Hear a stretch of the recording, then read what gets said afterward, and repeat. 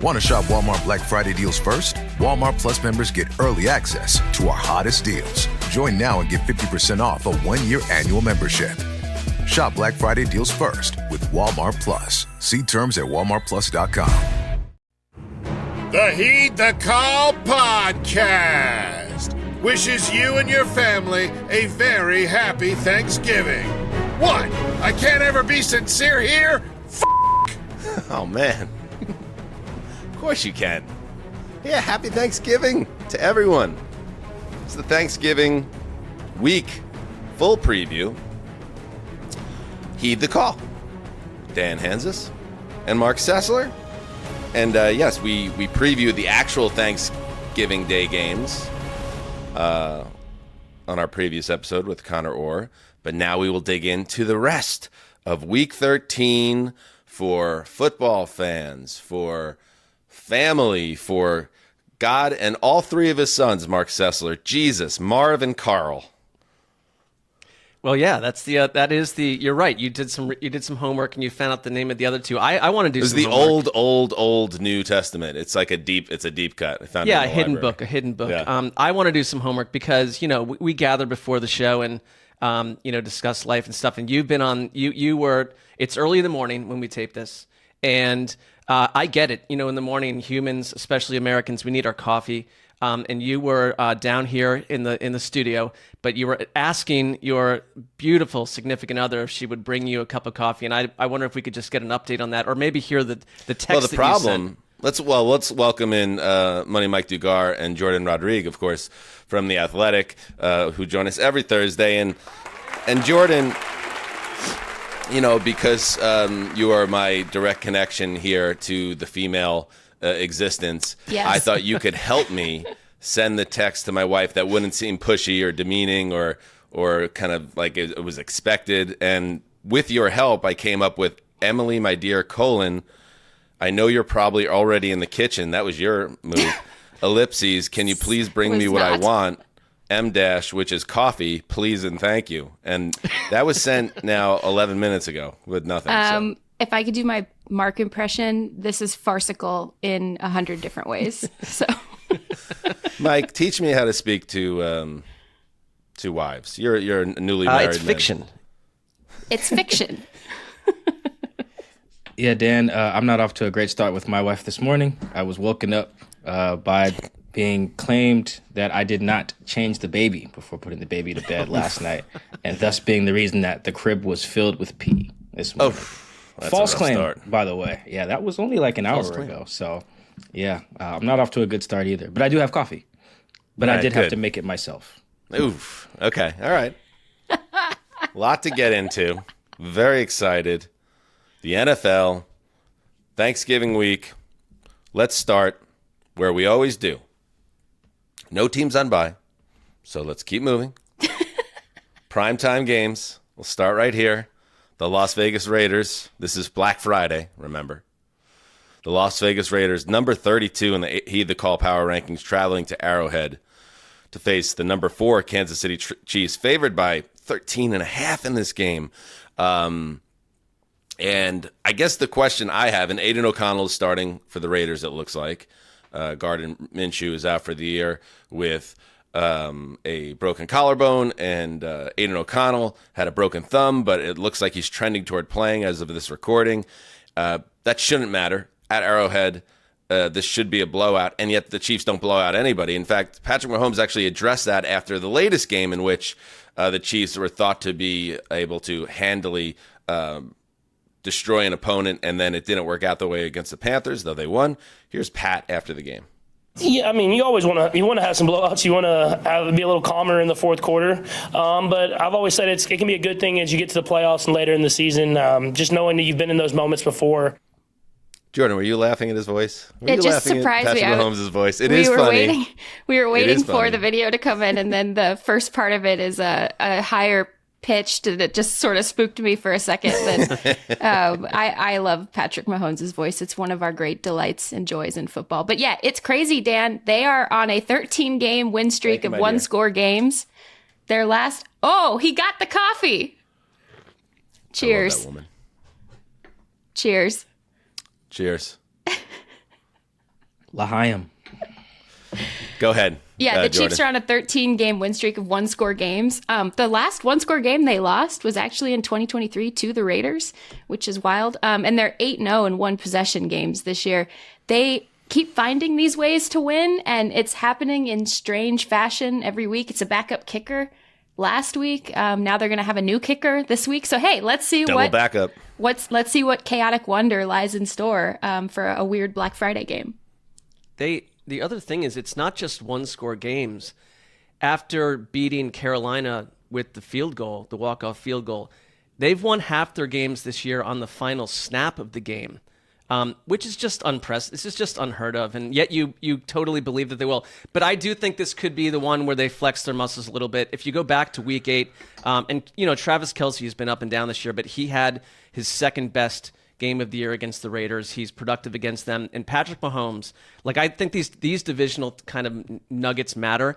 His EPA against the Raiders over his career is at plus 158.5, which is better than any quarterback against any other team in the league over that period of time. So they've got this team's number, and it's not hard to have the Raiders' number right now. We've lost 7 straight. You flip-flop between quarterbacks. You finally had Gardner Minshew go out with the injury that we kind of believe the head coach was quietly thrilled about. And here we go. I don't know why this is. I don't know what they thought this Black Friday matchup was going to mean in late November. I really don't. But here we are, and it's not something that I am like. The Raiders to me are the dullest football product on the earth at the moment, and so I struggle to figure out why my eyes will be glued to this. How about this, Mark? Last Christmas, I believe, didn't the Raiders go to Arrowhead and beat the Chiefs? That's why it probably will just come down to the fourth quarter again. The Chiefs, the modern day Chiefs, are a team that almost guarantees a game that is going to be entertainment, because they do not hit the accelerator until January. And we all have to just get used to that. And I'm not taking, I know some people, I see them slipping down power rankings, things like that. No. They are doing the old Milton Berle. They're showing just enough, and it's working. So why change now? They know what they're doing. They're not like the 49ers who have burned themselves out and are a husk of them former selves from these playoff runs. They know how to pace themselves. And it's maddening, I understand. That also, Milton Berle joke could mean a lot of things. By the way, Mark, you also were rooting for a gruesome quarterback injury that would end a season just a week too late on that one, I think. So bummer for you. So sorry for you, Mark. Yeah, well, sorry about that. I wasn't rooting for it, but I sense these things, then they happen. You're right about it a fortnight later. How could one sense a quarterback being injured in the NFL? This is Nostradamus over here. Nostradamus over here now. All right. That's Alan Kirk, by the way. Al's like, are you f***ing kidding me? You're making me work on Friday after Thanksgiving? I was going to be belly up at the steakhouse all day. And now you're dragging me to goddamn Kansas City? Al's not about it. All right, let's move to Sunday Night Football. And this is now, Money Mike, this is now starting to impact the fan experience, the 49ers being a team that's been a bust this year. Because on paper, this is thrilling. This is beautiful. This is the San Francisco 49ers traveling to Orchard Park to face the Bills. This is, or at least how the schedule makers saw it in September, a Super Bowl preview. And yet, the number 17 49ers travel to Western New York to face the number 2 Bills. And we don't know the status of the quarterback right now with San Francisco, but they have injuries all over the field, and this feels like a potential buzzsaw for the Niners again, just like last week. Do you agree? Yeah, I think so. The Niners, I think we talked about this last week. Their whole run was kind of predicated on we have just better guys than you, like blue chip, all-pro dudes, and you flip on that game. They had George Kittle. I mean, they had McCaffrey. They actually had some of the blue chip dudes. I think they were out Bosa, Trent Williams, and they just looked awful. In the macro, it's kind of interesting this year we're getting, Tua and Brock Purdy are quarterbacks who put up a lot of numbers, but then they're kind of discredited a little bit because they're like playing with the Avengers on offense with wizardy, play callers. But you look at what's happened when their offenses haven't had them, they look like they just literally cannot function. The Dolphins couldn't function without Tua. And then with who did they play? Brandon Allen or something? Like he just looked like, oh my God, he looked awful. The whole thing did. But yeah, I'm worried about the Niners because also even the dudes that are like their Avengers, so to speak, don't look like it. McCaffrey doesn't look, I watch McCaffrey a lot, and Jourdan has too. We can tell when dudes like him. We've seen him a lot be him, and he just doesn't look like that. He just looks like a decent running back, not like an otherworldly one, which is what the Niners need. And we were talking about this before we recorded. I don't know what's up with Deebo Samuel. Like, he just looks like he's going through the motions or something. He doesn't look explosive. Doesn't touch the ball a lot either. Maybe that has to do with it. But when those two aren't at the peak of their powers, they're not even just pedestrian. Like, they can get beat the hell up like they did in Green Bay. And maybe someone else can, but I can't think of a tougher road swing for a West Coast team than like at Green Bay and at Buffalo back to back. Like that is brutal. Yeah, here's a good tweet from Ben Solak on Twitter. Looking at Christian McCaffrey's tracking data from Next Gen Stats, he hasn't hit a top speed yet this season equal to his worst game from last season, calf injury against the Commanders notwithstanding. So yeah, he's not the same. We were talking about it, how they got bullied last week, which was just strange to see. The offensive line isn't open. That was what made McCaffrey at his peak last year so, impossible. Because not only did you have this incredible, versatile, talented back, he was going through big holes, and had chance to get into open space and make guys miss, which he always does. You're not seeing that. Also, I'll add another player that we haven't really talked about, Jourdan. Fred Warner, who is one of the most talented defenders in the entire sport, came out like gangbusters. I remember week 1 against the Jets. He just tormented the Jets offense, and that continued through September. I think he hurt himself against New England, I believe, in week 4, and he has been a shell of himself as well. And if you look at some of the pop the hood data around him, he has been a much less of an impact player. So it's just like it's all the key areas of this team are just not in the right place, and time, quite frankly, is running out. Yeah, the beat writers in San Francisco, inclusive to our colleague Matt Barrows, who does great work, they're already talking about what kinds of things Kyle Shanahan might do next year, inclusive to a coordinator change on the defensive side, and sort of postulating that he's going to go after Jeff Ulbrich again. They tried to previously, and now may do that again. They just seem like they're out of position a lot. Injuries are, of course, a factor. And then their front, even early in the season, that some of their guys up front, including like Leonard Floyd, are playing through injuries that they suffered like way earlier in the season that we kind of just forget about because so many other people get hurt afterward. And the Bills just are already so tough, and they're rolling in the best way. Josh Allen is starting to enter his magic months. So he's 19-2 in the regular season in December and January since 2020. So this is, to Mike's point, this could not be a worse 2-game stretch to not be at full strength and to be depleted in the ways that the 49ers are. And on the flip side, I want to give some credit. We talk about Josh Allen, we talk about the Bills and the offense and all of that, but I think Sean McDermott is coaching his freaking ass off. I think he has all year. You really saw it before their bye, the way that they were mixing up different types of coverages, and it was cool. Bill Belichick had a nice breakdown of Sean McDermott and the way that he calls games. He is in himself a tendency breaker. The way that he mixes up man and zone coverage calls and the way that his players respond to that, it drives quarterbacks crazy because you can't predict what he's going to call. And I just think that this dude's in his bag, and had to be, because their defense was the side of the ball, other than their receivers group, that was facing questions coming into the year after some injuries and some personnel that was missing for them or departed.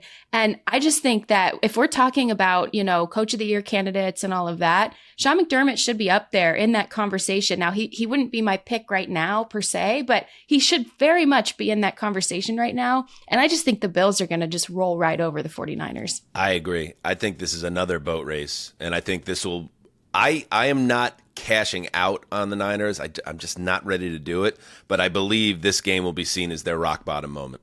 Yeah, Dan, I've been saying for a couple of weeks, and you guys know this, that like they have to wake up, and they're right there. They're ready to wake up. We know this about them. They always take, or historically have recently taken their time and kind of gotten healthy, and then started really becoming like this keg covered in knives rolling down a hill, right? But they just haven't done that yet. And the time to do it, in my opinion, was last week, and to really make a statement, at least play Green Bay tight, and they didn't. Brock Purdy is throwing lightly this week, but even with him back in the mix, he has not been playing well, and neither have his receivers. Teams are playing more man coverage than ever against them because they don't respect their receiver. So this is a big problem. There's a lot of changes, I think, coming this offseason. They're like the NFC's Bengals.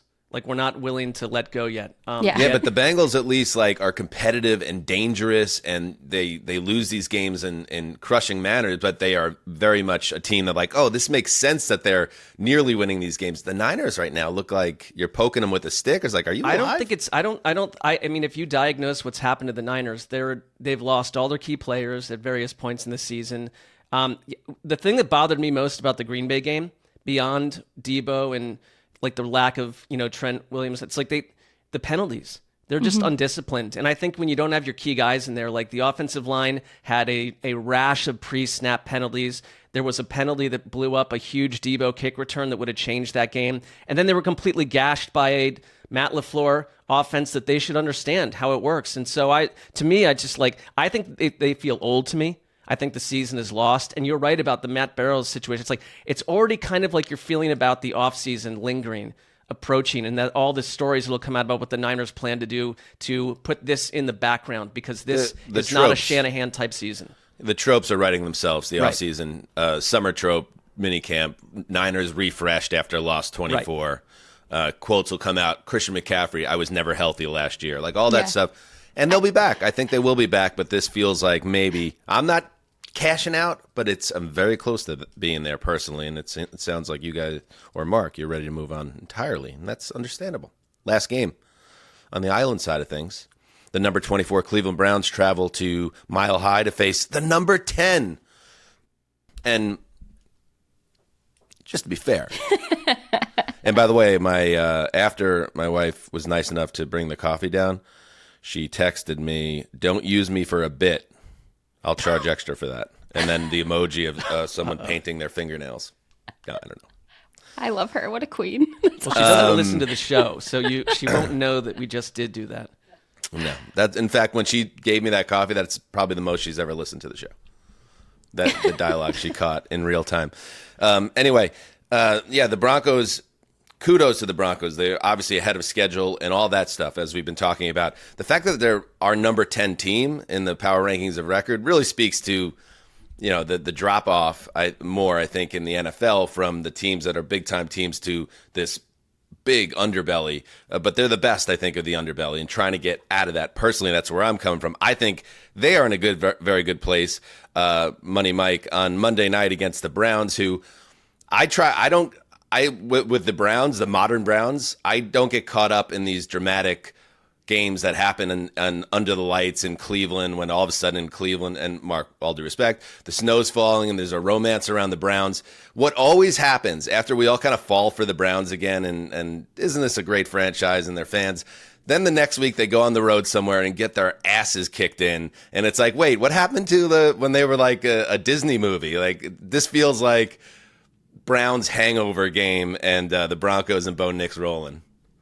Well, so here's the thing about sometimes division games just got to be thrown out the window. They don't have much predictive power. I feel like the AFC North is probably the best illustration of that. Like, those games are really just like, hey, man, this is particularly any given Sunday type of stuff. Voodoo happens, weird things. Jameis is now thrown into the AFC North, which just fumbles that all up. So when Cleveland or any of these teams play in their division, I don't really use any of that to predict what will happen in the future. You can apply some other division games to that as well, but I feel like that division, particularly when the weather gets cold, it's just smash mouth, old school football, and every other team is not playing that brand of ball. I think the last time you mentioned the Disney movie thing, last time people fell in love, or not fell in love, but maybe the Browns got something. I think it's when they beat the Ravens, the AFC North game. And I think they got boat raced by the Chargers the very next week or something like that. Like, Jameis came back down to earth. So I do think history kind of repeating itself there, where they kind of ride high. after a win in the division and then go to an AFC North team, or excuse me, an AFC West team, and get beat up on. I think there's a couple key stats that I was looking at when I watched the Broncos film. God bless me, that was not fun. That was boring. But both teams really get after the quarterback. Pressure rates are really high. I think both teams are in the top 3 in pressure rate. And you got Jameis. Oh, you got Jameis. He's due. I feel like he's due. Just like he was due. I think in that Chargers game, he threw a bunch of picks. I could see him just having a tough time. The voodoo kind of wears off because he's not in the snow, or he's not giving an amazing pregame speech, or he's not playing in the AFC North. So yeah, I think, yeah, they turn into a pumpkin or whatever analogy you want to use, just because I don't think you can't get too high on any AFC North game when trying to predict the future. Mark, do you see where I'm coming from, or am I off? Or No, maybe it's more, I you're haven't checked the data, but it feels that that's how this usually plays out with the Browns. I don't think you're off, but this is a team that, they fluctuate. They really do seem to not figure out. They're not consistent, and that makes them, the predictive ability around them very tough. But they have beaten the Ravens and Steelers in the past 3 weeks. I think that matters. I know it's division games, and you are right, Mike, about the AFC North. Like, weird stuff goes down, but you've got to have your act together to beat those two teams. These are playoff teams. And so the one thing that I see that's different with Jameis in there, and you have Nick Chubb back, and it's not the Nick Chubb of old, but he's getting there week by week, potentially, is that guys like Jerry Jeudy, who's now suddenly having a great season, these guys, their year has changed with this quarterback in there. And Jameis is a turnover-worthy type quarterback. There's a lot of plays that could have gone the other way, but he's also kind of just fearless. And I think that's been good for their wide receivers. It's been good for David Njoku. And that's the matter. I think the other side of it is, like, when I watch Bo Nix, I agree that Raiders-Broncos game was a snooze fest, but Bo Nix made a couple of incredible throws in that game.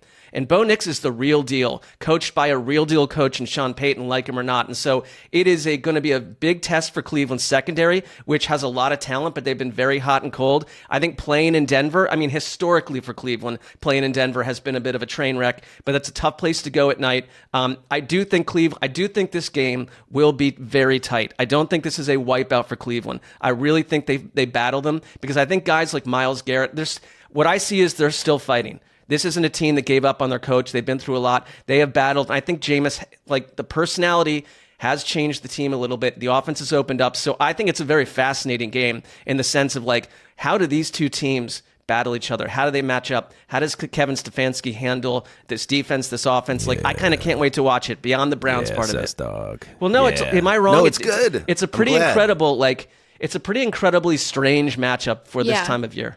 Yeah, I really like it too, Mark. And I would also say they didn't give up on each other. I throw the coach out of it. They did not give up on each other. Myles Garrett has made that very clear with how he plays. Denzel Ward having quietly one of the better seasons in the NFL. He's first in pass breakups, and he allows quarterbacks to complete just 50% of their passes when he's the nearest defender per next gen. So this is going to be fun too, Mark, to expand on your point as well. This is a cool foil game. You have this quarterback in Bo Nix, who is extremely efficient. He makes smart decisions. He makes sound reads. He does not take a lot of negative plays. He's with the head coach that they click. They're working together very, very well. And he can create out of structure where necessary as well. But he's going to have to deal with Myles Garrett, who's just eating people alive right now and is very audibly focused on Defensive Player of the Year right now as well. And you're also, you're throwing to risk with Denzel Ward. On the other side, you have Jameis, who, for all of the speeches and the faith and all of that, he does take a lot of risks. And the perfect foil for that is this Denver front that's playing very, very good. And also, they've got a great defensive backfield led by Pat Surtain, who also should be in the Defensive Player of the Year conversation. Who do you not want to take risks against? Pat Surtain. It's a cool foil game for those reasons. And it starts with these quarterbacks who play in very different ways and sort of the counters that the defense provides against them. I'm sorry, Mark. This is going to be a bloodbath. I promise you it won't. Let's circle back. I know, I like this. Yeah, that sounds like a wager there. We might have to it does. figure out something. All right, there you go. Those are the island games. When we get back, we will hit the games we cannot wait to watch.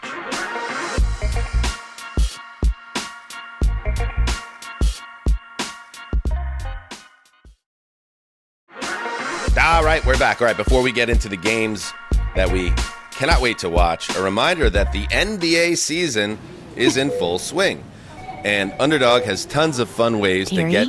Oh, Terry, are you awake? for fuck's sake. Yeah, babe. What's up? The doctor told me there's a man outside who wants to speak to you about what happened. A detective. No. Tell him I'm not able to. I can't. Terry, the police can help us. What about the Vikings? Don't even say it. Don't you understand?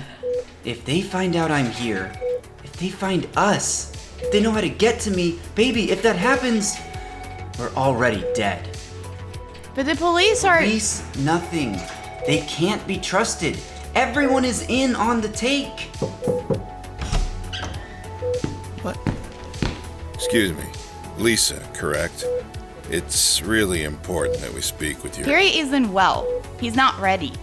Ma'am, we're trying to help. If you really want to help, get us out of this hospital before it's too late. I don't understand. Oh, you understand everything, detective. Lisa, let's get out of here. Where are you going? Come back!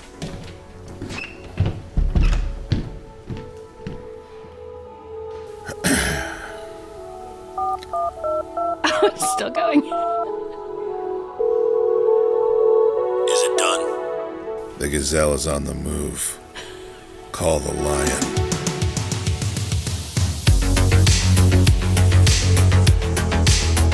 And Underdog has tons of fun ways to get in on the action with nightly NBA pick'em slates, plenty of discounts and promos all week long, and you can even play against other users with daily tournaments and private drafts where Underdog is giving out over $100,000 every single day. Just download the Underdog app, sign up with the code HTC, and receive up to $1,000 in bonus cash for our U.S. audience only.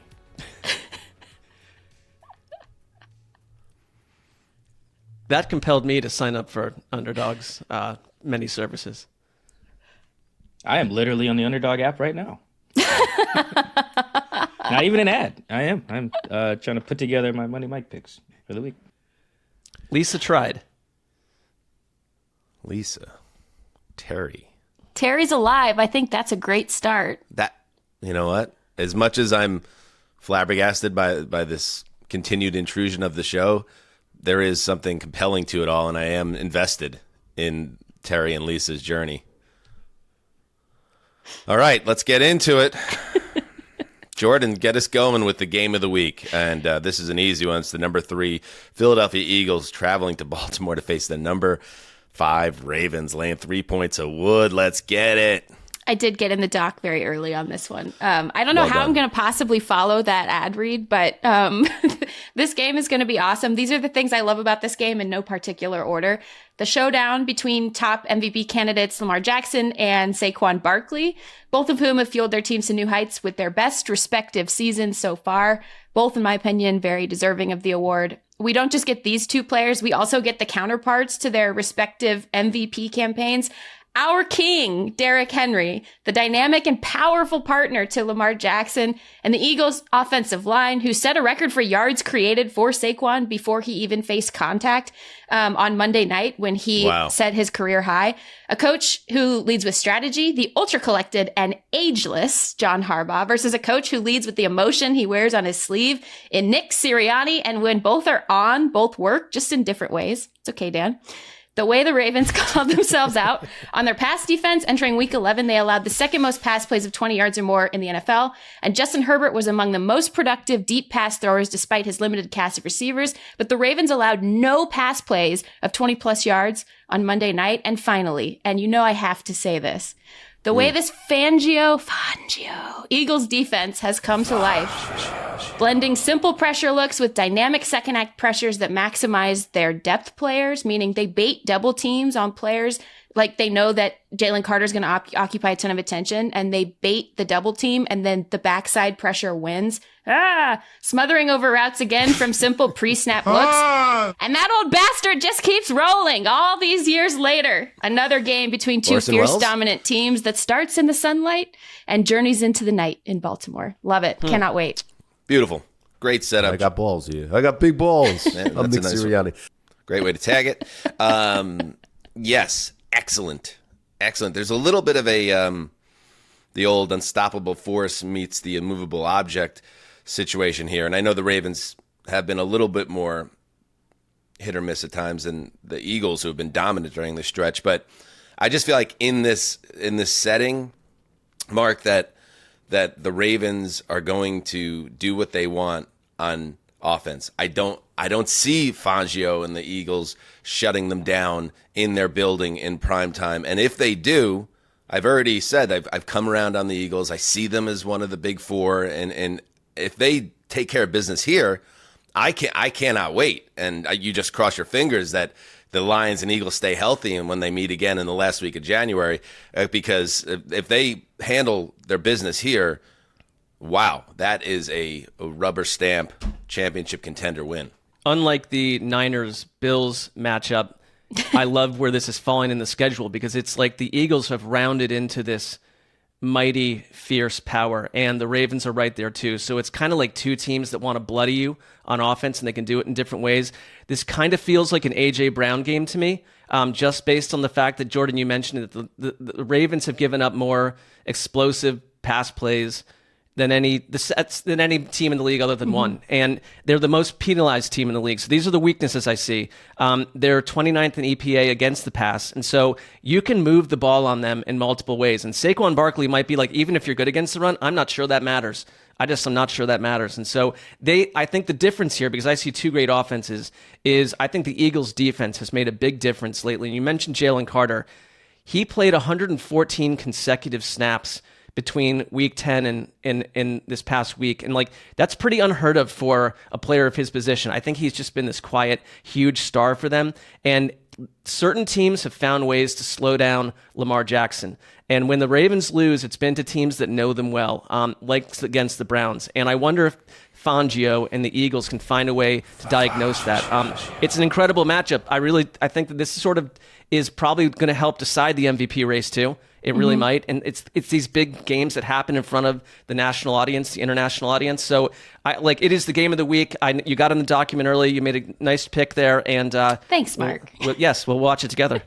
Let's also, in fairness, deciding the MVP race, Josh Allen's like, hey, what up, bro?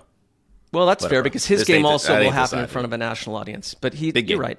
Yeah. Big game. What do you think, Mike?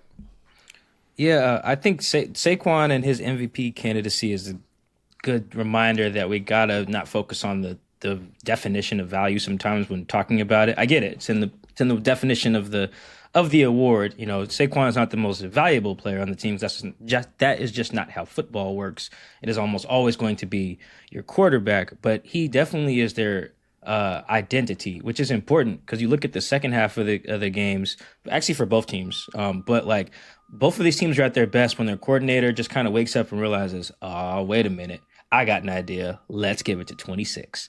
Or I think Henry's 22. All right, let's give it to 22. And we'll just put this baby away, whether they're blowing them out or they're behind. It's just how they define who they are in both instances. In both cases, both teams have really good quarterbacks, guys who can play at an MVP level. But when you look at what the running backs give to both of these offenses, it's just undeniable. You know, I actually like the Ravens in this one. I don't have it in front of me, but I know Lamar's NFC record is bonkers. It's a crazy, crazy, crazy stat. Not to say that's totally predictive, but to Mark's point about the Ravens tending to lose to teams that know them, NFC teams usually don't know Lamar that well. And it's just tough to corral him. He's playing really, really well. You can just kind of tell he wants this real bad. He's playing like he lost a Super Bowl last year and wants to get back. So I like the Ravens at home. I like how their defense is actually not as god awful as it used to be. They tightened some things up, playing with some more pride, cut some guys who just didn't belong on the team anymore. So I like the Ravens in a tight win in this one. But I'm with you guys. This is going to be a great game. Lamar's 23-3 against the NFC. Woo. Yeah, he has. Lamar's I would say the NFL's current splits king. There's so many splits of it because he's played so fantastic the last couple of years. They had that Monday night stat that he's 18 touchdowns, no interceptions in Monday Night Football, all that good stuff. I think it really does. It's a good sign for Baltimore what they were able to do to the passing game of the Chargers on Monday night, holding Justin Herbert without a passing score, I think under 200 yards. And that's major progress for a team that I think entered the game 32 in pass defense. So if they, as you expect, the Ravens to do, start to figure some things out on defense and tighten that end of it up, I like them. I like them a lot. Now, I don't know if I want to pick. That's a tough one. It's not an anti-Philly thing. It's not an anti-Philly thing, but I like the Ravens by a field goal here. So, money line, Mike. You got a push? Oh, okay. Okay. Here we go. Which means? It means the Ravens will win. Wait, hold on, Jourdan. Do you know what a push is? Like a shove or a push? Is it a push for gambling? Oh, yeah, for gambling, yeah. I don't know what a push is. You know what I like is an alternate reality, Sessdog, that Jourdan, remember at the end of Casino when De Niro has his own little sports book and he has all the monitors and the thick, like, Coke rim glasses? He's an old man and he's just on a pad and paper just running his own little sports book because he'll always be a hustler at heart. Like, imagine Jourdan, like, we don't know, actually is that behind the scenes. I think and she is just pulling the wool over our eyes. I'm an earnest journalist and, you know, what? I don't even think about gambling. I just care about ball. No. What if there's a whole other thing going on? It's not real. I'm with you because I think that if Jourdan uncovers something like in this world of football and sports that she's not aware of, she's going to go spend time on her own and dig into it. So she's absolutely trying to snow us under with this. I don't know what a push is. I don't know what a money line is. I don't buy Goombling? What's Goombling? It is a really good theory because that does sound like something I would do. However, I genuinely don't know shit about gambling. And I have never placed a sports bet in my life. I never even played fantasy football for money. We get your cover story. It's airtight.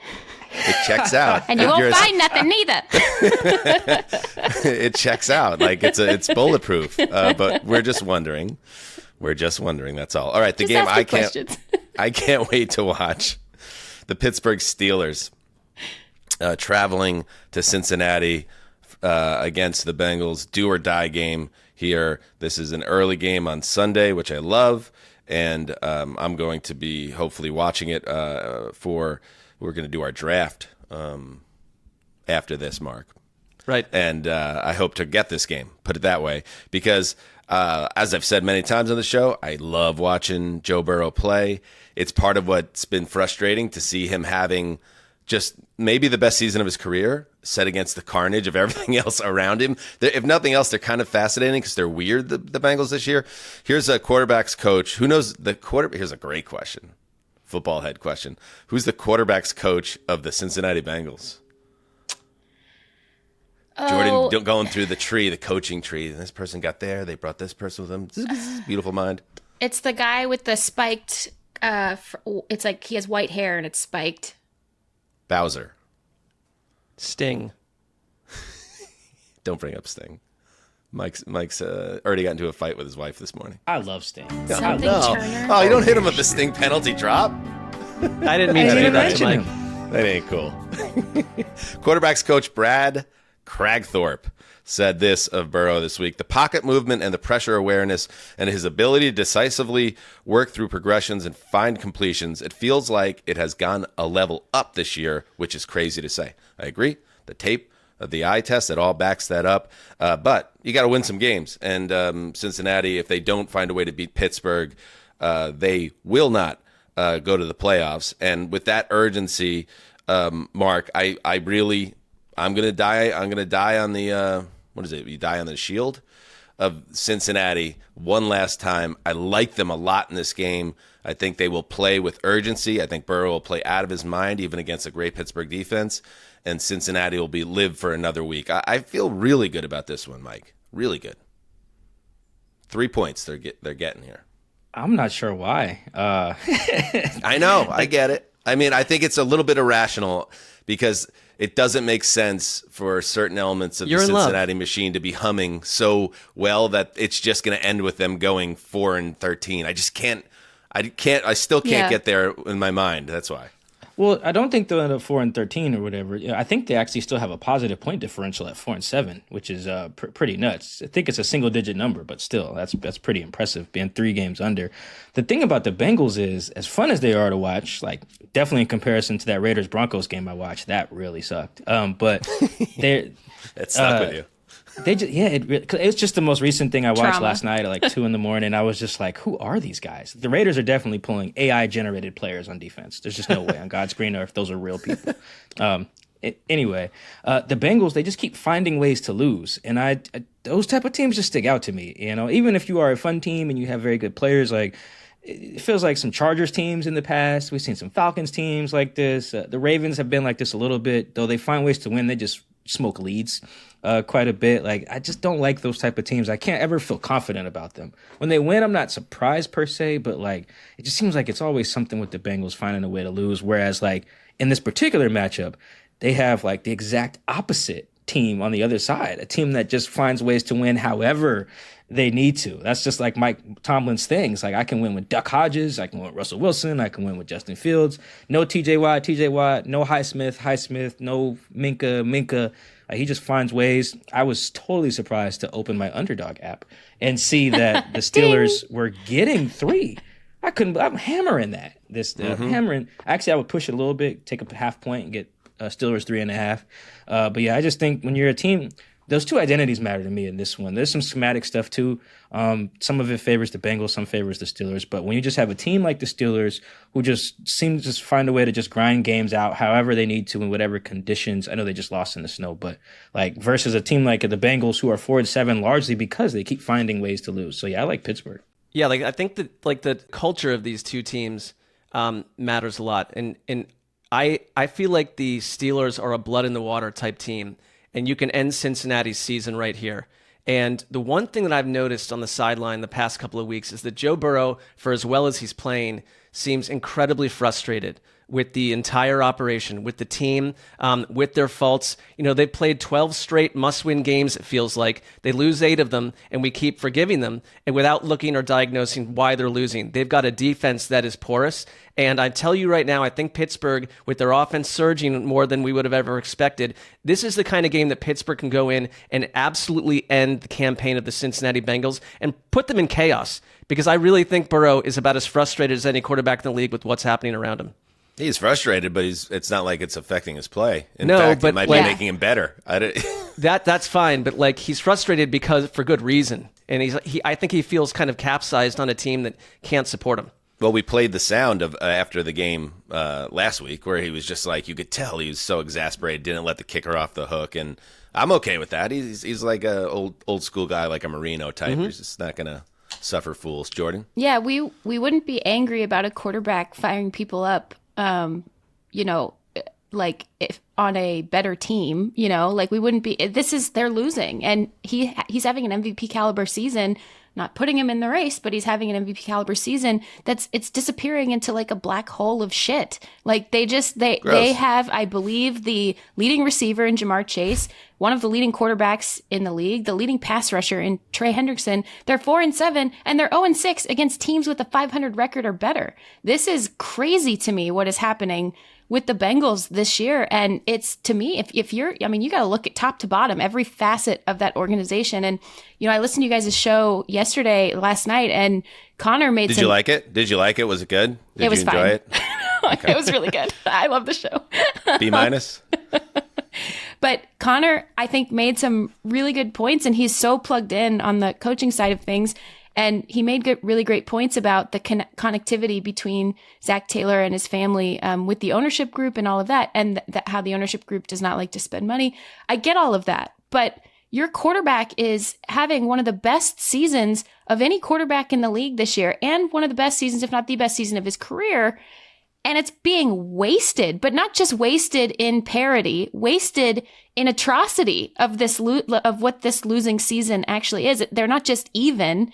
They're 4-7, and they're losing these games where he's having some of his best games of the season still are losses. I love it. I'm on an island here with Joe Burrow. 2 words, gang. Positive regression. If it doesn't make sense, it's because things are about to even out, and it starts On Sunday, baby. Let's go, Sessdog. You want to bury him? You want to write your sea poems to the Steelers, who you love so much now? It ain't happening. So you're on an island with Burrow. You're also in a hive with Sam Darnold. What other locations can we find you? That's private. That's a private question. I won't tell you. Do you know where else. Terry is? Terry. I don't know what happens next in that saga, by the way. No. So, as I understand it, the idea is that Terry is in grave danger still, and the police can't be trusted. And now Terry and Lisa are on the run, but someone's looking for him. And it's the 80s. Is it the 80s? Well, based on that phone. Or the 90s. And the music. It sounded, 87 to 91 sounds like the era we're in, potentially. Got a touch-tone phone. I mean, oh, one last thing. As if I couldn't get more confident about the 4-7 Cincinnati Bengals, Zach Taylor has cracked the code and figured out what's wrong. Ping pong tables back in the clubhouse, bitch. Hit the sound. Yeah, just creating energy in the locker room. You know, it's December football now, and need everyone to be at their best. Need everyone to have energy when they walk in the building. That creates some competitiveness. Yeah, Zach. That's about all there is to it. Yeah. Eat it, Sessdog. They're just going back for it. Yeah, Well, good luck with your little pet team. A move you make, by the way, when you're trying to make sure that your players don't complain about you to the media after losses. there we go. Listen, all the cynicism around the Cincinnati Bengals. The Bengals. Not the Bengals. The Bengals. The Bungles. The Bengals. All right, next. Mark, the game you can't wait to watch. All right. Here's where I'm going with this. Arizona at Minnesota. What? I don't know, just the way you started that. Okay. I think you know that Arizona's been my pet team. There's no doubt about that, but it's kind of hard to find a Shut your mouth.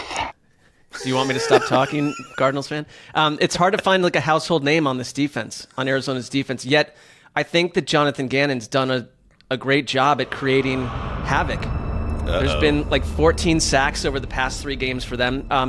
Mike, you were there. You saw what they did last week with their pass rush. And I do wonder, though, can they handle this Vikings attack? You've got Justin Jefferson. We know that. Jordan Addison, Aaron Jones, TJ Hawkinson back in the mix.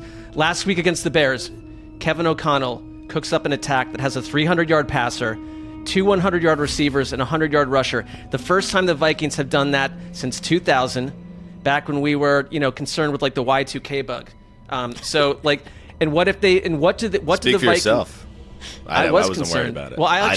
Well, I worked at a newspaper and they made me stay on New Year's Eve until like the clock struck whatever, just to see if the whole newsroom melted down. I'm like, what am I going to do? And what story do you want me to write? Like, please. Yeah. But anyways, like I will say this. I think that last week what happened, and it was a huge win for the Seahawks, like that coaching staff shutting down James Conner and that rushing attack. That's how you pull the plug on the Cardinals. And the Vikings have allowed in the last 4 games 68 yards, 56, 33, and 78 yards on the ground. They stopped the run. And so I really want to see how this happens for the Cardinals. And I really think it's an interesting clash of 2 team-building projects. Monty Austin-Fort's Cardinals, Kwesi Adofo-Mensah's Vikings. 2 young new GMs who have done a great job so far. This is like a football bombshell ready to ignite, so I am excited to watch it. The other way to pull the plug on the Arizona Cardinals is some throw it out there, Mark, that you get Marc Sessler behind them audibly.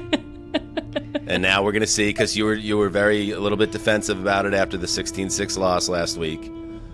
But we can't. I know what you're trying to do. You're building up the Vikings here. No. Cardinals got to win this game, Mark, or you're going to be facing more questions than Mike McDaniel about cold weather. I find it intriguing that the Cardinals, who, they had a chance to beat the Seahawks. They lost fair and square. Of course they had a chance. I mean, but we act like they were taken out by 14 touchdowns, and like their record keeps them in a strange NFC West race. But the Bengals could lose to Pittsburgh, and you're still telling us they're going to the AFC playoffs. So it's like, it's a tale of 2 cities. It is. It certainly is. Mike. Good book. That music was great, by the way. That's Voodoo Curse music. I like that. Yeah. I like the voodoo music. I also like the Vikings in this. This is another game I was up late watching, which was much better again than some of the other games. That Specifically, one game that you really f***ing hated. Which one was that?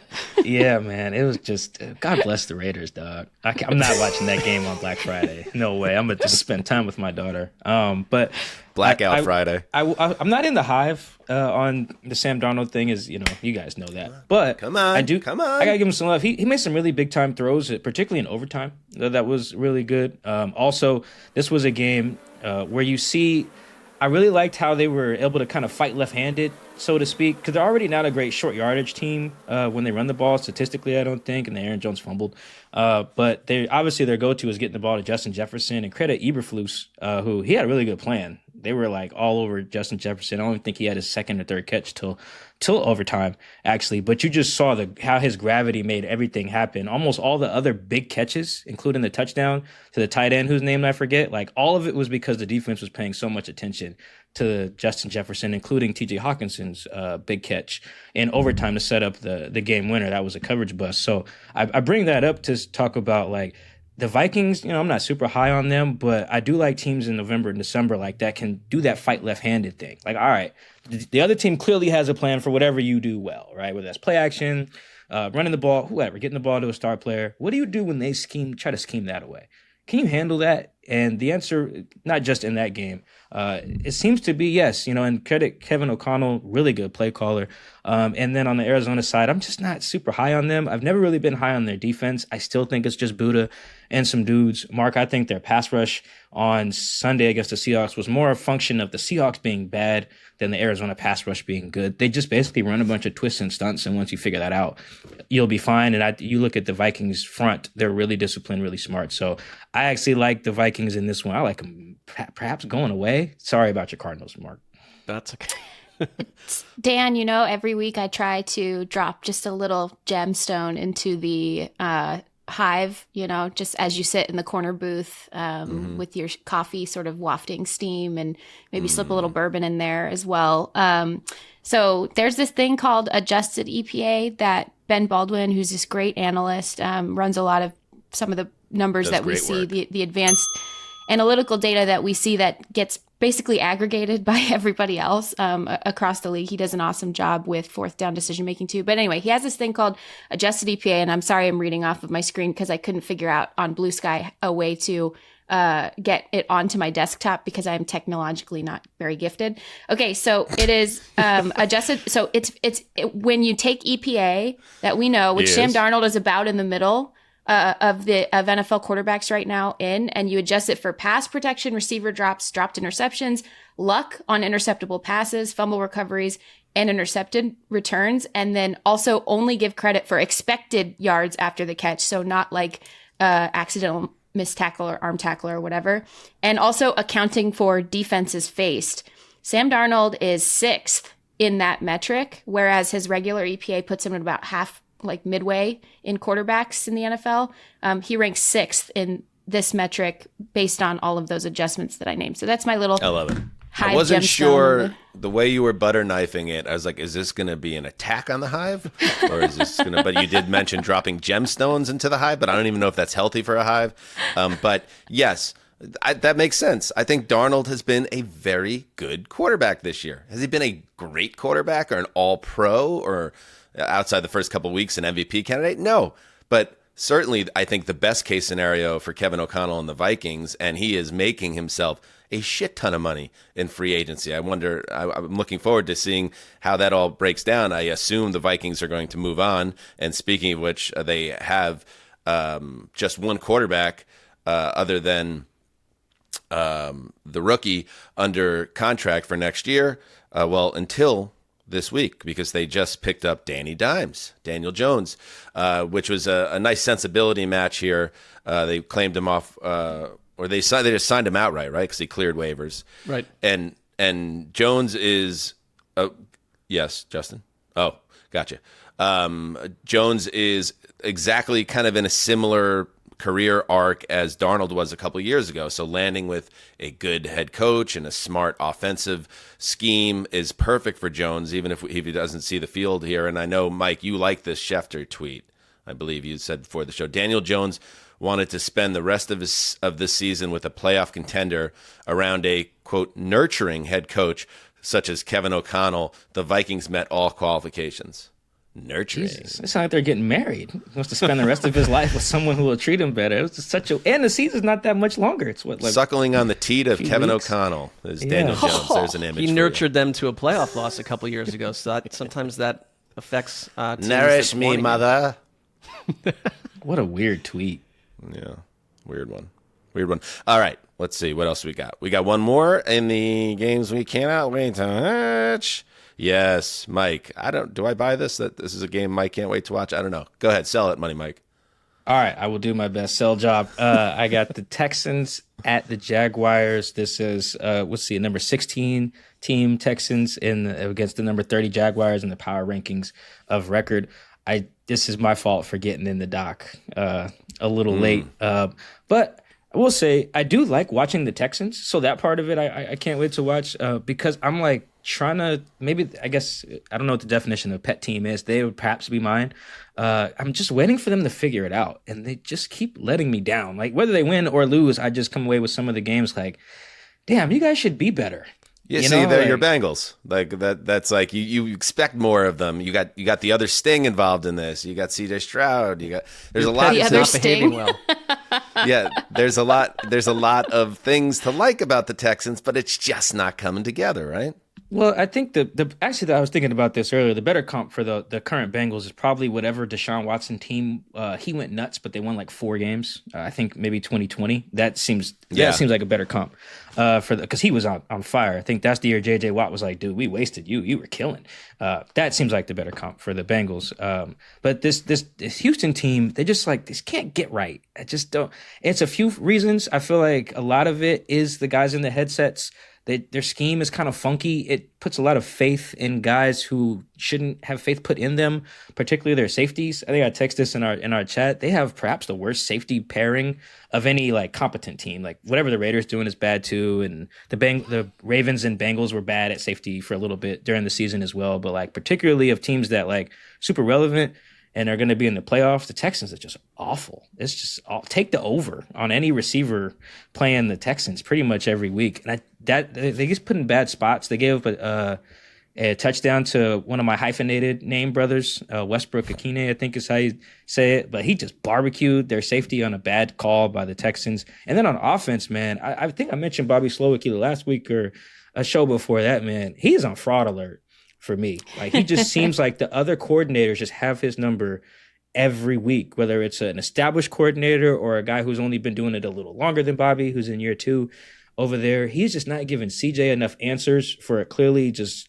dysfunctional offensive line situation. And then I think that's impacting CJ. He's throwing like 2019 Josh Allen passes every week now. Like he'll be on a heater like he was in the second half of that game. And you're just like, CJ, you play for the Texans, right? Like, why would you throw the ball right to Kenneth Murray? That's dumb.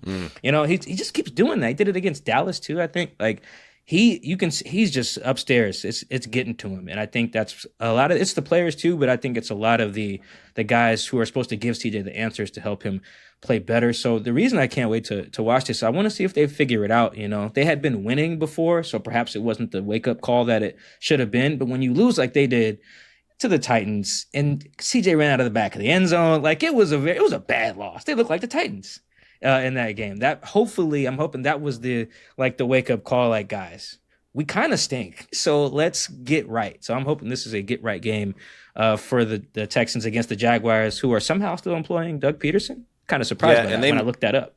They might. I think I have a Trevor Lawrence update. I believe he's practicing. He's practicing this week. Yeah, he is. Trending toward a return to the lineup after missing a couple of weeks. Hey, by the way, you mentioned it, Michael-Shawn Dugar. Is there like a hyphenate hive convention? Do you guys ever gather just to talk hyphens and And beyond that, what about people? That would be like millions of people getting together. It's not like yeah, just 12 like it's a big, like it's at the Indianapolis Convention Center. It coincides with the combine. Like you remember when you go through the corridors at the combine, you're Carpet. like, oh, I thought this was only for the NFL, but then it's like the National Plumbers Union has a giant convention. Yeah, and the giant cardboard cutout of the Pope. Yeah, you got the Pope over there by the escalator. It's a wild scene. But I was going to say, what does the hyphenate community think about like a Johnny Come Lately hyphenate, like a Josh Hines Allen? Do you guys welcome him in, or does he get turned away? No, it's fine because not everyone's like me. I was born with a hyphenated name, but a lot of people don't get them until later because they get married or whatever, or their step parent or whatever, and they want to show that love to them. So that's fine. I just keep we don't. How inclusive. We see each other though. That's all. We just see each other. Just like I see my fellow dreadlock brothers. You know, when they do their things. You know, I salute them. I salute my fellow hyphenated guys, particularly if I find someone who has a hyphenated first name. Those guys I do not come across very often. So those guys we should probably meet because that's is that the convention then? Yeah. That's okay. So Mark, we're going to eliminate the last name hyphens. Yeah. First name hyphens. Okay. Mike, I could sense the depths of your disappointment in the Houston Texans in our group chat over the weekend because you called CJ Stroud by his full name on his birth certificate. Sounds like he cost Mike a lot of money. No, Coleridge did not, but Jordan's right. I am very disappointed in him. He's letting me down. I do feel very disappointed. That's why I call him by his first name, Coleridge. Yeah. And I also want to shout out Justin Graver because we've been sort of having this very passive-aggressive push-pull about the Texans without actually saying anything overtly about whether or not they're good or fake good. And Justin, I'm ready to be with you over there, man. They're fake good. Hey, Justin, welcome in. Welcome in. Actually, Dan, Mike had Tennessee +8 in his Olsen parlay three-legged Olsen last week. So I don't know where three-leg Olsen parlay. Yeah, we'll get to that in a bit. All right. There you go. Those are the games we can't wait to watch. Let's take a break, and when we come back, we dive in and get greasy.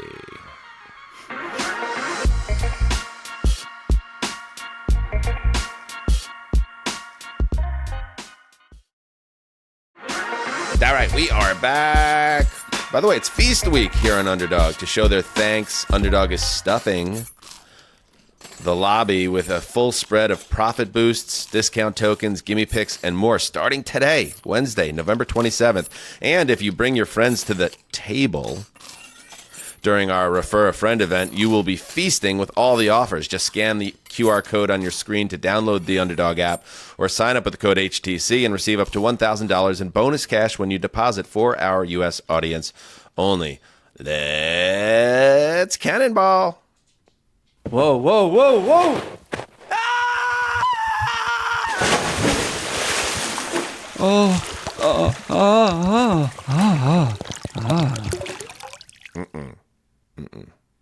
All right, hit it, Justin. All right, first game, Chargers at Falcons. Atlanta is holding on to that NFC South lead by a thread, and they'll have their hands full this week with a gritty Chargers squad looking to bounce back. J.K. Dobbins will miss this one, but the Falcons have to find a way to pressure Justin Herbert. Jourdan, this is like a show me game, I feel like, for the Falcons. That's been a rough couple of weeks. What do they got here against a very good Chargers team? Yeah, so you guys know I've believed in this defense for the Chargers all season, but the last two games, they've allowed at least 30 points. And Atlanta can throw the ball. They can run the ball. I think one thing that the Chargers do really have on their side as an advantage in this game is that we know Kirk Cousins cannot move, a quarterback who will have to rely on arm angles and very limited in pocket as well as out of pocket movement is going to be kind of easier sitting duck to target with their pressure. So I think you're going to look at a very aggressive pressure heavy game from the Chargers and Jesse Minter because they have to get back on track. And I think that's where it all starts, is getting after Kirk. If they can't, I do think that Kirk Cousins has the potential and understands, at least as seen enough football, understands this defense to know where some of the voids in how they play coverages are going to be. And I think they absolutely have to pick themselves back up off the mat. Both of these teams are kind of in that position. They're watching, their various playoff chances get slimmer and slimmer and slimmer because other teams keep winning games. So I think this is going to be a really sort of backs against the wall game for both of these teams.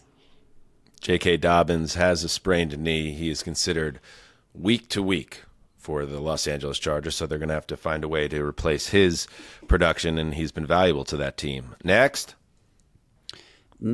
game, Seahawks at Jets. Seattle is another team in the thick of a tight division race. Meanwhile, the Jets are, well, sorry, Dan. The Jets are the Jets.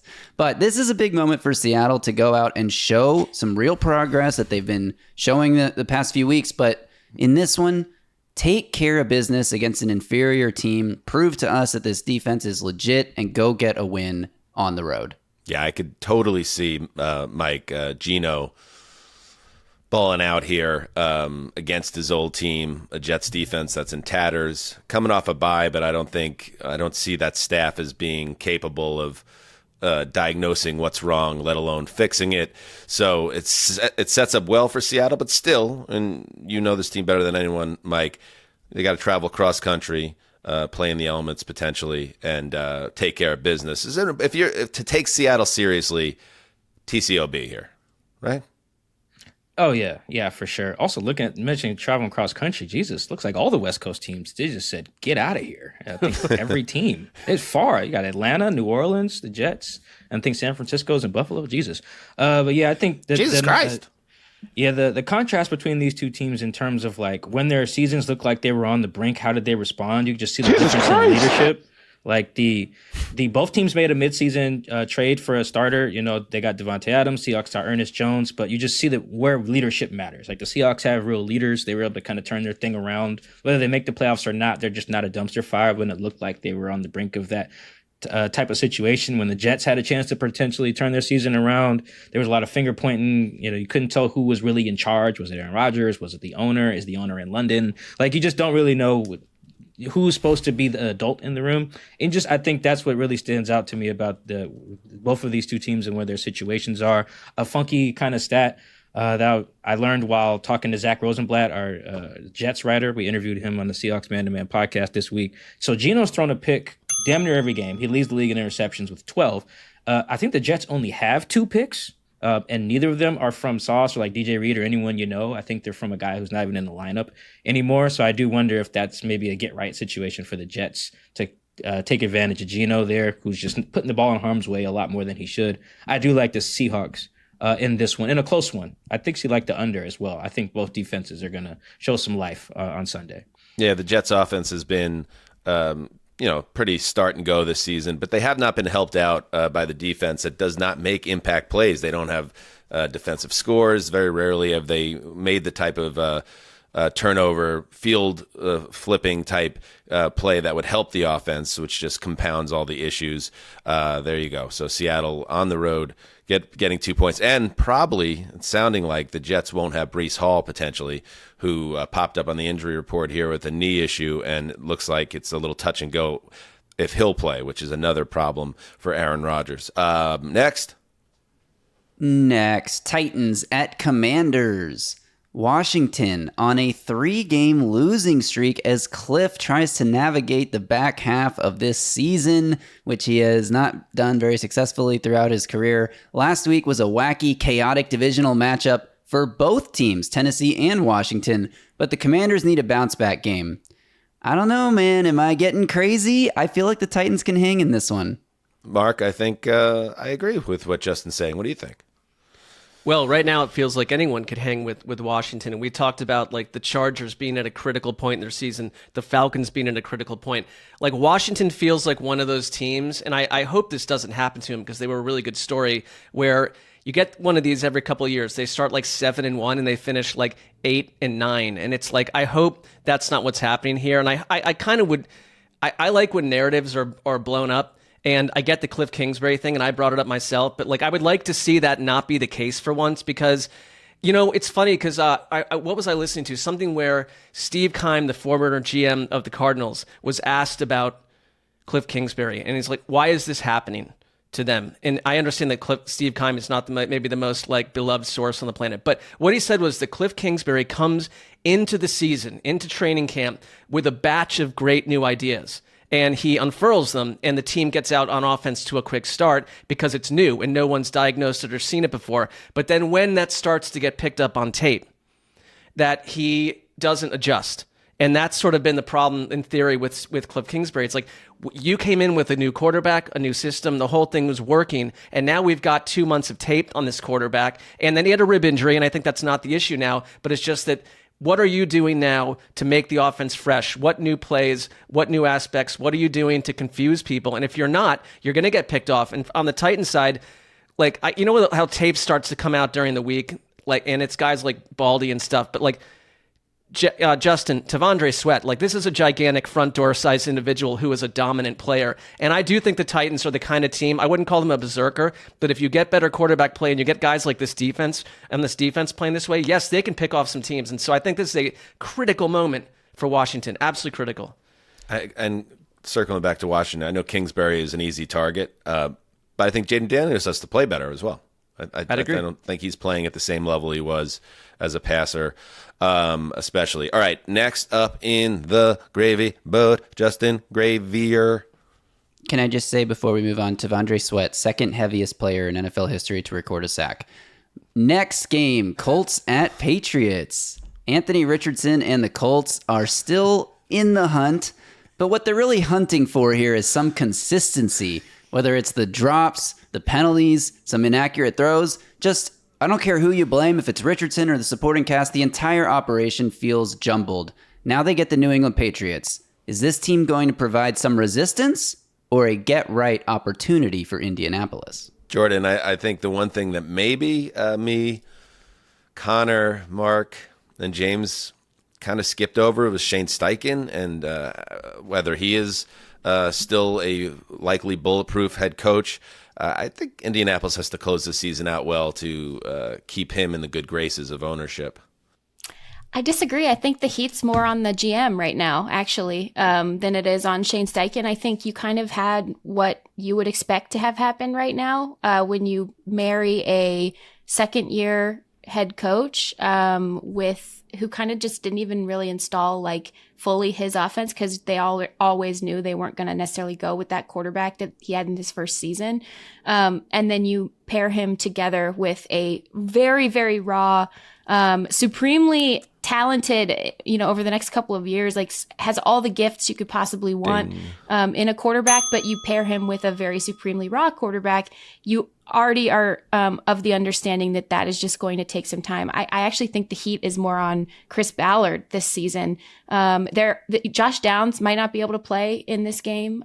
He's dealing with the shoulder injury. That's obviously significant. Anthony Richardson is running a little bit more. I think he had a season high last week, 61 yards on the ground. That does help them out when he does that. And it also helps mitigate some of the issues that they're having, which are very clear on tape and certainly in the statistics as well with their offensive line, to the point where you have local reporters like Mike and I's good friend and really one of the bright young rising journalists in this field, James Boyd, asking about whether they're going to make any potential changes along their offensive line, potentially even benching healthy players. Figure it out. Next. Didn't mention Drake May. How about that, Dan? Until I just did. All right. Next, Rams at Saints. New Orleans has a... What are we doing it, Mark?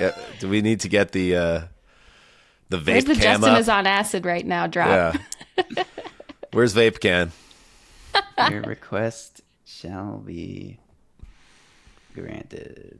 Justin is on acid right now. Justin has gone into a new corner of the universe. Thanks, Mark. We were getting into a nice flow in the gravy boat, and now it's like we've tumbled out. Justin has been an asset to us, man. Nakedness. All right, next game. Rams at Saints.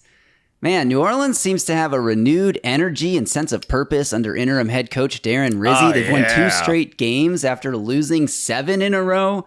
The Rams got a little bit, Vic Fangio'd last week. But now both of these teams need a win to keep pace with the leaders in their respective divisions. Oh, Jourdan, I texted you Monday night as that game was in its death throes. I was like, this is a journalism. I've studied journalism. Once upon a time, I dreamed of being a beat writer. I always imagined myself as a baseball writer, but it never happened.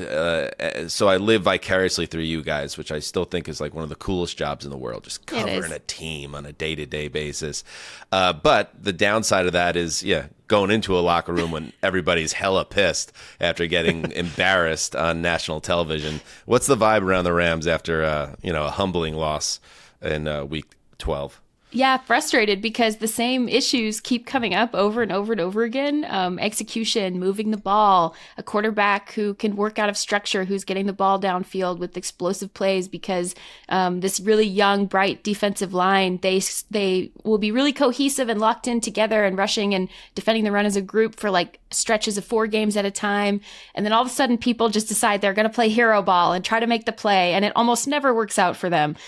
So this is, the butts are pretty tight over in Los Angeles right now. What's interesting though is, you're pretty much seeing there's a formulaic way to stop this team, get pressure on Matthew Stafford, force your offensive line to double team at least one player along the defensive front, and then make other guys win one-on-one matchups, get pressure on Matthew Stafford, because Cooper Kupp, Puka Nacua is still playing outstanding, but Cooper Kupp just to me doesn't seem like he's moving as well as he used to. And this whole offense feels slow, lethargic. They can't sustain drives. They get completely shut down if a defense can tee off on them. So yeah, this is a problem. Do you mean, just to be clear, like the butts are tight, like sculpted buttocks like Swayze and Roadhouse? Or are you talking about like their buttholes are tight because things are... is it a butthole or a butts? Just give me 2 halves of butt, or actually like the butthole. Just clarify if you could. No? Okay. Stick it up the guy's ass, which I've done. There it is. So thank you, Justin. Everyone is frustrated over there, is what I would say. Mark, I thought it was a fair question. Justin is an asset to us, man. It was a fair question. I think it's just clarification. And Jourdan, you're a very precise reporter, so I think it was a follow-up question. Maybe the journalist didn't like getting a question that was difficult to answer. She asked the questions. Let's look at it that way. J-Rod. Okay. All right. Anything else in the bowl? Yes. Okay. Absolute wagon. A lot of ass jokes this segment, huh? Last game, Buccaneers at Panthers. It wasn't a joke. It was a real question.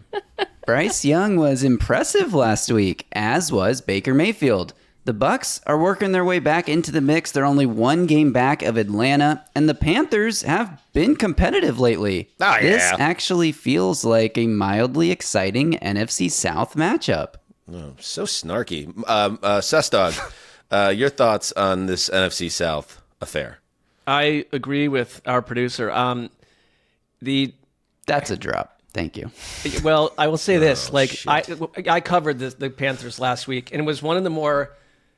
It made me happy to watch Bryce Young play the way he did. It's just tough to see someone suffer the way that he was, and then just his entire persona and nucleus starts to change. And he did this against Steve Spagnuolo, and the Panthers are the only team beyond Buffalo and Cincinnati to put up 24 plus points. He threw for 263 yards, no interceptions. And I love the matchup that he can look across the field at Baker Mayfield, who also in his early career went through so many coaches, so many ups and downs, was disregarded by the team that picked him up number 1 overall, and played lights out against the New York Giants and has played great all season. So these are the perfect 2 people to speak, hug, talk after the game about what this career in the NFL is. And I really do feel that what we saw from Bryce Young, and I'm talking about, I know people are going absolutely nuts on Twitter and showing all his throws, but he's throwing the ball in a way that he never did as a rookie and did not early on this year. So Carolina, they're out of it, we get it, but they are an interesting team down the stretch because I think Dave Canales has done it again. He did it with Baker Mayfield. He's now doing it with Bryce Young. I don't want to completely say it's solved, but it's very hopeful. It's hopeful you're getting the guy that you wanted. He's still a very small framed quarterback, and that will always concern me, but he threw the ball with confidence. He's playing with some zeal, and it reminds me in a way of these 2 guys remind me of each other. So I am very excited about this game. I think this is a matchup that I would have never watched 4 weeks ago. Very nice. Very nice. Two short kings. Love to see it. Thrive. That's right. I think like Baker kind of opened the door for someone like Bryce Young to be picked where he was picked, height-wise. All right, beautiful. Do we need to take a break? One more break. All right, we'll take a break. We'll be right back with Money Mike check-in and some fearless predictions. You may have heard by now that Heed the Call with Dan Hanzus and Marc Sessler is on Underdog. So why not start playing on Underdog today? There are NFL and college football discounts dropping every week, so don't miss out. Download and play on the Underdog app, sign up with the code HTC, and receive up to $1,000 in bonus cash. Make the most of this NFL season by playing along on Underdog for our U.S. audience only.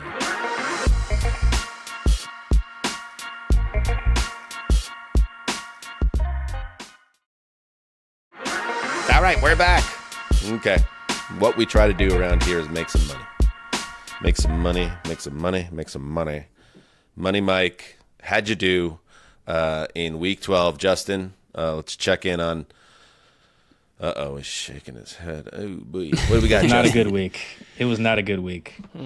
There was a Greg Olson parlay last week, 3-legger, Titans +8. That hit.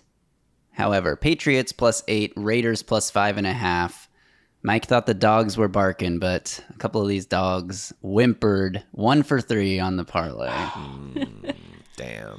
It's unfortunate. I love It's unfortunate. Oh, man. I earned the drop that time. But it's unfortunate because, I have a whole list of games. I pick every one and I send them to my dad.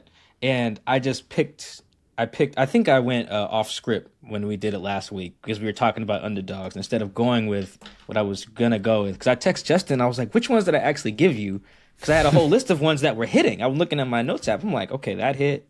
I was like, damn, which ones did I actually give Justin? Like I had Bears 3.5 that I gave my dad. That would have hit. I had some other ones that were like very clearly going to hit. Buck spread. But anyway, coulda, woulda, shoulda.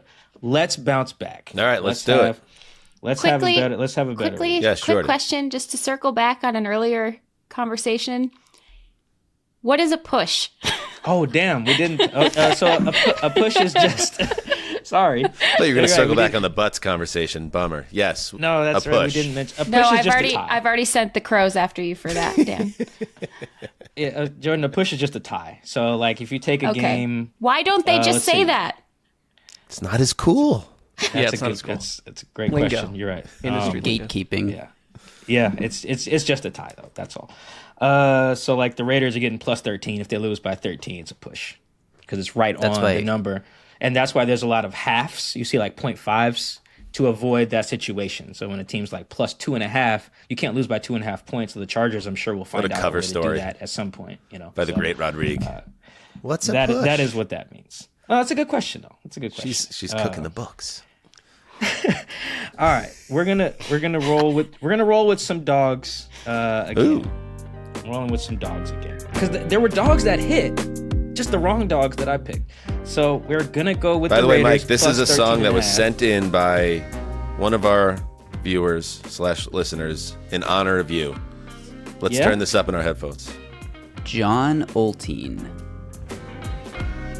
All right, let's go with. Wait, one second, We're gonna Mike. I do like that. You like that? I like this a lot. Look at John Olteen go. Okay, go ahead, Mike. All right, we're gonna take two dogs. We're gonna take two dogs and a spread. This is gonna be our AFC North theme since I was talking about them earlier. We're gonna take the Steelers. I saw them getting 3. Whatever line you get it at, just take the spread. Steelers spread. We'll take Browns +5.5 and Ravens spread. Right now I see it at -3. So take three AFC North teams this week in honor of Mark's Browns. That feels solid to me. Well, don't say I didn't try to warn you about an hour ago. That's all. You should have. You were scared to take the Panthers. They were fighting. What do you mean? I nailed my Panthers take last week. If you go back and listen, I said everyone, people are saying it's going to be a blowout. Not only is it going to be a blowout, it's going to be like a 3-point game. And then you said money line. I said no, I'm not going to say that. I think Chiefs by a field goal, and it's exactly what happened. They should have won. Should have won. Poor Bryce. Shoulda, woulda. All right, there you go. Before we say goodbye, by the way, when you nail your picks that you send to your dad, do you hit him up with "You proud of me now, Dad"? One of those things. He's always been proud, but what happens is he'll mention it when he comes to pick up my daughter sometimes. Like, thanks, son. You won some money this week or something like that. And that fills you with warmth, I'm sure. Oh, yeah. To put money in Dad's pocket and like show your prowess in your chosen field, I mean, that's a double hit. Oh, yeah. Very good father-son degenerate bonding. All right, fearless predictions. Let's check in how we did in week 12. Mike, the 4 first-round wide receivers from the 2023 class will combine for 300-plus yards and at least 3 touchdowns. Oh, so close. Oh, my God. What happened? That was so I think we got to 301. 301 yards, two touchdowns. 2 touchdowns, and I had 2 guys on the Monday night game. Quentin Johnston gets a go ball. Couldn't catch a cold on Monday. No, he was brutal. Gets a go ball in the first half. That would have been a back shoulder touchdown. It would have hit. Oh my! And Zay Flowers got a goal end zone target too. Didn't he? I was 1 touchdown off. Didn't Quentin also get a crosser where if he turns, there's actually a path to the end zone? Or am I thinking of somebody else? I thought he might have had another one that was brutal. He would have had to really make some magic to score on the crosser, but the go ball was, oh my God. Oh, that's frustrating. The 4 first-round wide receivers combined for 301 yards, but also just 3 of them without Quentin Johnston combined for 301 yards. Oofa. Because he had 0 yards. All right, the grave digger. At least 3 bottom 12 teams in the Heed the Call power rankings will win outright. Good job. Yeah, baby. Browns, Cowboys, Titans. And that is smart because it's very murky down there in the NFL after the top 10. So these things can happen. I like that. That was a good one. Jourdan, 4 teams beat opponents by 17 or more points. Oh. 5. 5 did it. 5 teams. Good for you, You Jourdan. guys made me go up 1, and I still beat it by 1. I Good love for it. you. That was edgy. I like that. I'm 2 in a row now. Yes. Ready Marc for a fall. Sessler, the Browns beat the Steelers. Good job, buddy. What a nice Thursday that was for you. I like winning these things on like Thursday night, which I've done a couple of times because you're just rolling. As soon as I heard this, when you made the well, you weren't here last Thursday, but I was like, yes, I know what he's doing. He's going to knock out his prediction so he doesn't have to think about it on Sunday and suffer. That's exactly right. Yeah. And Zuzzer, I'm on an epic losing streak here. Multiple field goal attempts from 60-plus yards with at least 1 make. I didn't see any, actually. I didn't either. I watched a bunch of the games and did not see anybody line up from 60. So, yeah, bad spot. All right, let's go into our Week 13 predictions. I guess I'll get it started because I'm going to get it wrong. So let's just get this one out of the way. Justin, what did I even say? I'm getting it ties into, and I'm across the way from you guys on a couple of these games today. I think this is going to be a big blowout week. I think there's going to be, what did I say? What was the number I said, Justin? You said 5 games will be decided by 13 points or more. Yeah, 5. That's a lot. I feel like 2 of those are going to happen on Thanksgiving. Yeah, I kind of cooked that in and thought, can I get a couple blowouts on Thanksgiving and then 3 for the rest of the week? So 5 games separated by 13 or more points. Let's see if I could break this losing streak. What do you got, Jourdan? Why 13 points, by the way? It's a good, fair question. For some reason, right before I sent the text, I dropped it from 14 to 13 because I was like, I'm not going to lose this on an extra point miss. I just have a feeling someone's going to screw me because this has happened to me 3 times. So I'm covering myself. And of course, now it will happen where someone misses an extra point and they'll win by 12. I could see that too. So you did feel the fear and then change your prediction? Oh, absolutely. Ooh, wow. Yes. Notice that. I think I'm on like a 8-game losing streak. So yeah, maybe that is a crisis of confidence coming through a little bit. Nice pickup. It's just interesting. Like some people have been required to change predictions when they felt the fear and tried to, stave off said fear with their prediction. Some people have been pressured by the group to change their predictions, but I see what you're trying to do. Some people just I have been fearless, and that's why I'm on an epic losing streak. I always challenge myself, and it's. I think your losing streak can be attributed also to your belief in the Jets. I think those are like 3 of those losses. And just being a responsible journalist and asking questions, Dan, you know? Well, like you with the butts, I will give you a no comment. With the butts. Okay, my Stick it fearless... up the guy's ass, which I've done. Doing that twice. Stupid. My fearless... It's the best job ever. Jason. Come on. My fearless prediction is we will actually get a play caller change by taping next week. This could be a coach who calls plays or a coordinator on either side of the ball. There are 2 specifically that could potentially, I think, take place, but maybe won't because of outward commitments ownership or the head coach has made to them. So 49ers defensive staff or Brian Dable situation. So kind of just see how that works. Okay. Mark. I'm doubling down.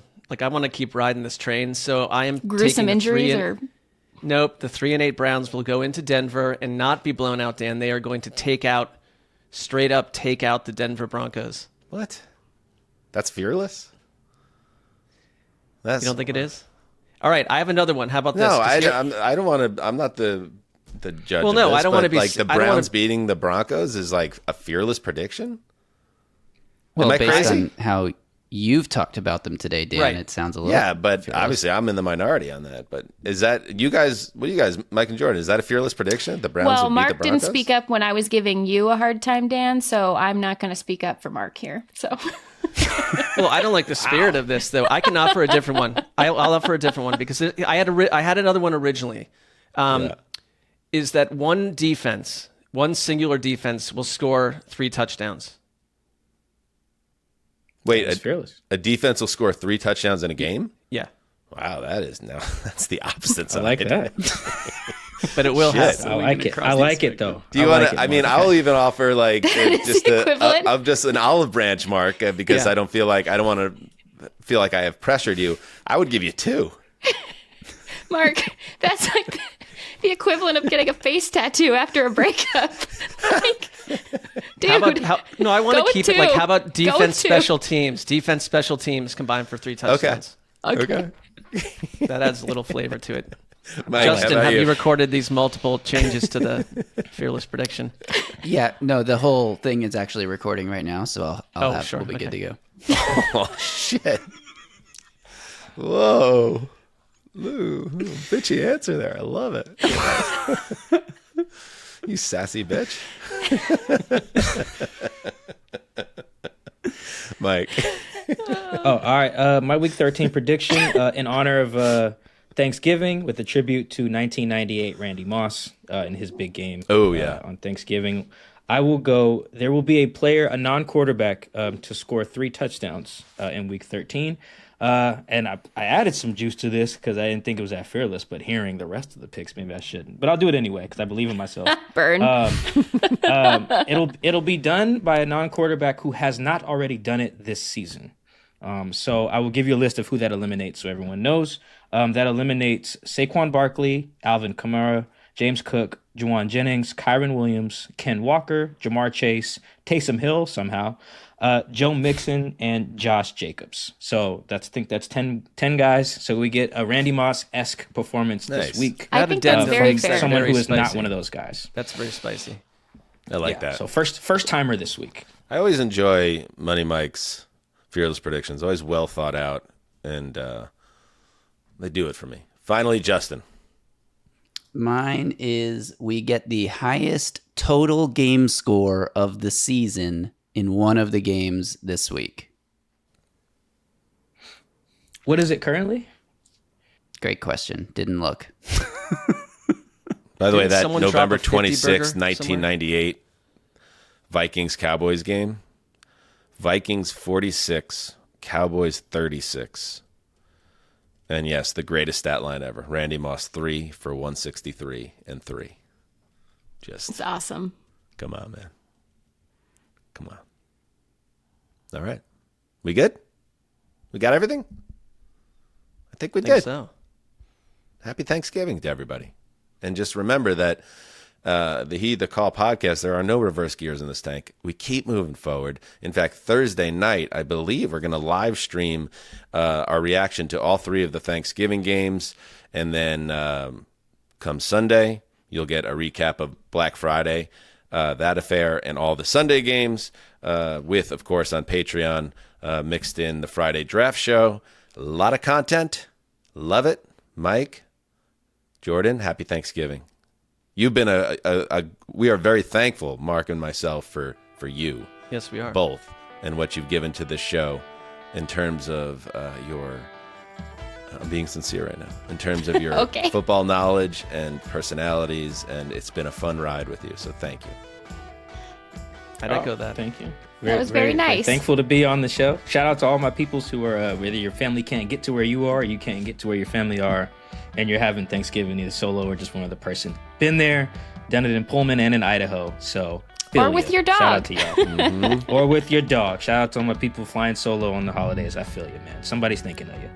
Yeah, there you go. Very nice. All right. Thanks, everybody. Till next time, heed the call.